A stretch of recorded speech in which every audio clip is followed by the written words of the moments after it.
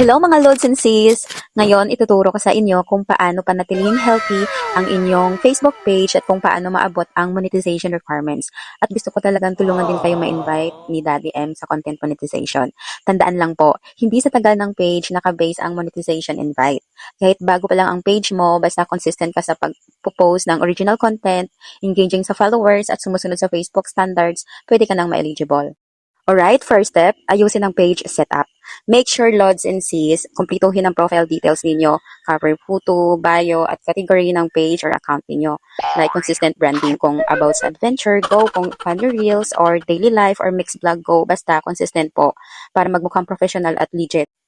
Okay, dito sa video na ito, click nyo lang po yung details icon. Then fill out nyo po lahat, address, email, phone number, hobby, mahal sa buhay, inspirasyon, at yung pangalan ng taong niloko kayo. Hoy, hindi yun.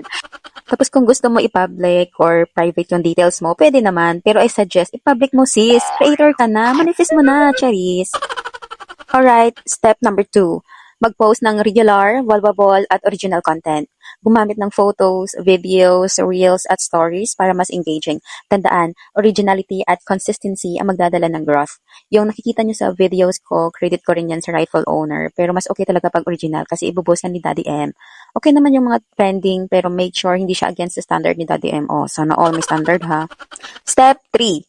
Palakasin ang engagement with your audience. Malakasang engagement is the key mga Lods and Sis. Sagutin ang lahat na nagko-comments, mag-feeling close ka at makipag-chismis na rin.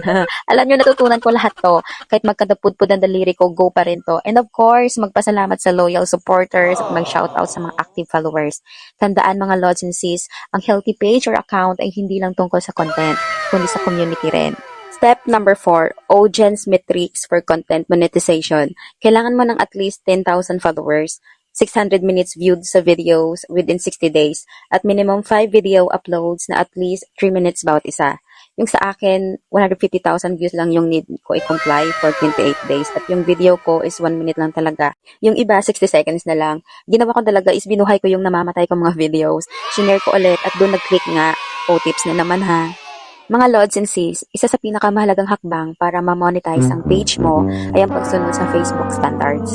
Una, iwasan ang misinformation. Siguraduhin na ang lahat ng content na ibinabahagi mo ay verified at hindi nakakaloko o nakakasama.